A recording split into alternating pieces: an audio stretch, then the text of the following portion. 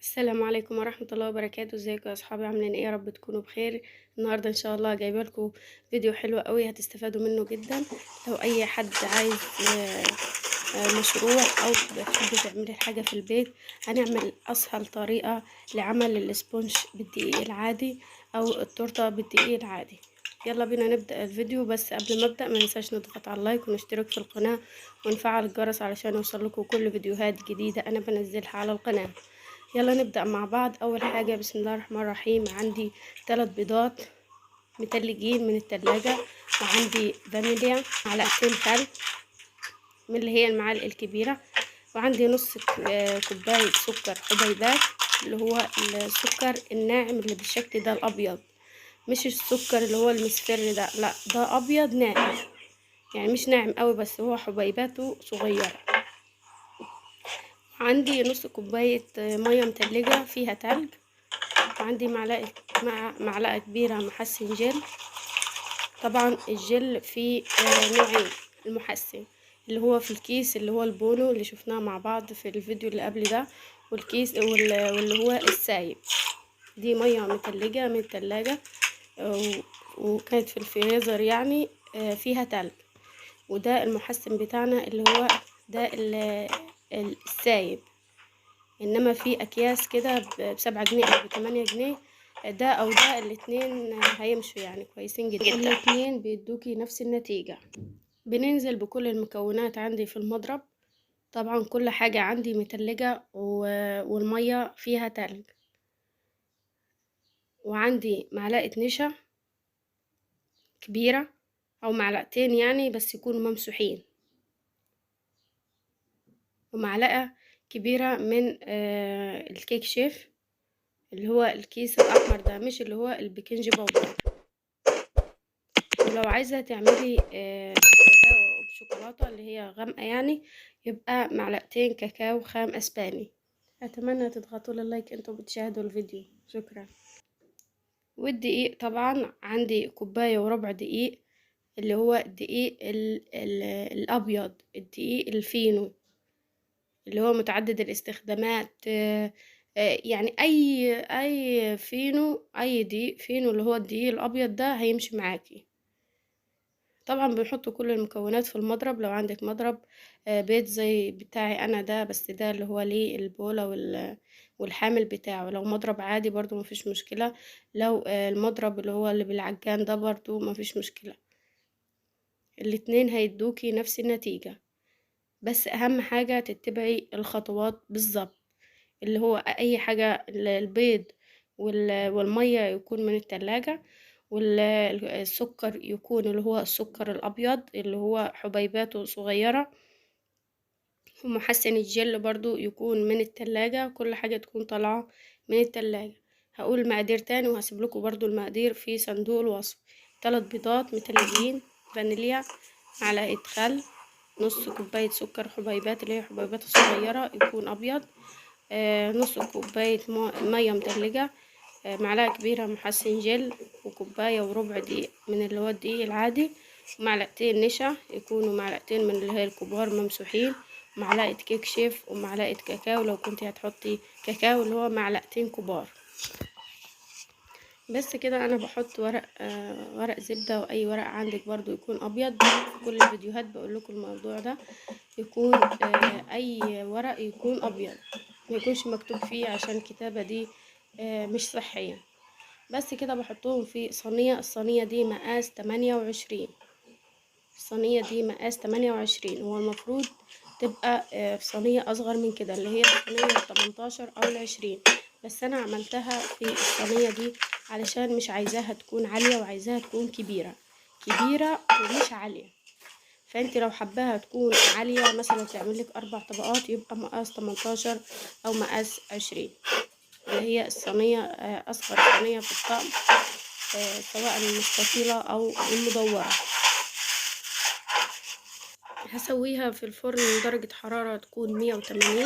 هحطها في الرف اللي في النص او على الشبكة. ولو مش عندك فرن اللي هي بالشبكة مثلا، اللي هي زي الغاز بتاعتي اللي انا بسوي فيها، ممكن تجيبي الصاج ده وتقلبيه وتحطي الصينية او الصاج اللي فيه السبونج، وهتشغلي النار من تحت بس، ومش هتولعي اللي فوق او مش هتشغلي الشواية من فوق لحد ما يستوي معاكي خالص كده، تحسي ان هو استوى. حابة تخليه ياخد وش، ممكن تشغلي من فوق لمدة دقيقتين وبعدين تطفي النار على طول. بس هيطلع هيبرد معايا، وبعدين هحطه في شنطة بالشكل اللي احنا شفناه دلوقتي ده، علشان السبونج بتاعي يبقى طري. وهجيبه هزينه بعد طبعا ما يبرد، وبعد 4 ساعات من تسويته.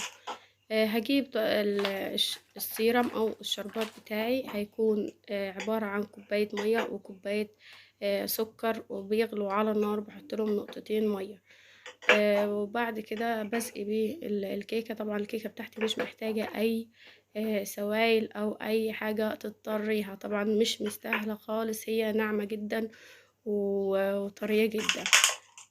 بحط السيرم وبحط الكريمة. طبعا الكريمة برضو هنزل لكم الطريقة بتاعتها بعد ما انزل الفيديو ده، هنزل لكم كل الحاجات اللي انا استخدمتها، هنزل لكم كل حاجة. انا الصراحة كنت عاملاهم كله فيديو واحد، بس لقيته اكتر من نص ساعة، فحرام يعني عليا ان انا اتعبكم وارهقكم تتفرجوا على نص ساعة كاملين. فانا خليت كل فيديو لوحده علشان لو حابين ترجعوا له برضو تشوفوه. واي حاجة انا هكتبها لكم في صندوق الوصف. طبعا الكريمة حطيناها، وبعدين حطينا لو اي حاجة عندك سبونج بايظ او اي قطع كيكة او فاكهة، اي حاجة ممكن تحشي بيها الكيكة عشان تبقى عالية، وبرضو تبقى الحشو بتاعها حلو كده وجميل. بس كده انا بعد ما حطيتها وغلفتها كويس جدا، حطيتها في الفريزر لمدة ساعتين، وبعدين مسكت معايا بالشكل ده. وبعدين طلعتها وعملت جناش، برضو جناش شوكولاتة برضو. ان شاء الله برضو هنزل لكم الطريقة في صندوق الوصف، او هنزل لسه يعني انا ما نزلت الفيديو، هنزل لكم الفيديوهات دي كلها ورا بعض. بس كده بعمل روزيتات زي ما احنا شايفين كده، نص شوكولاتة والنص فانيليا. طبعا القمع اللي بعمل بيه اللي هو القمع الورد الكبير، انما التاني ده اللي هو قمع بلح الشام. بعمل نص شوكولاتة ونص ابيض زي ما احنا شايفين. طبعا الجناش انا بنزله في النص التاني، والناحية التانية بحط فيها شوكولاتات كده، اي حاجة كده تلفت انتباه الاطفال والكبار، بيبقى شكل التورتة بتاعي حلو اوي. عندي كريز برضو بحط من فوق على روزيتات، واي كريسبي او اي شوكولاته مدوره برضو حباها ممكن تحطيها. وبرضو اعمل لكم فيديو كده انا عامله زي مكعبات اللي هو الشباك دي، وعامله شوكولاته اللي هي ملفوفه، وعامله اللي هو ورق الترانسفير، عامله شويه حاجات. دول كلهم انا مصوره الفيديو، بس لسه مش هينزل دلوقتي. قلت انزل الفيديو ده الاول وبعدين انزل فيديو شوكولاتات والحاجات اللي هي انا زينت بيها. ده ورق الترانسفير عامل زي اللي هو الطوق بتاع البحر ده. والقلوب دي برضو قالب سيليكون. انا بسيح الشوكولاتة بدون اي اضافات، شوكولاتة على حمام مائي يكون من تحت، والطبق اللي فوق يكون ناشف مفيهوش ولا نقطة مية، وبحط فيه الشوكولاتة وبسيحها.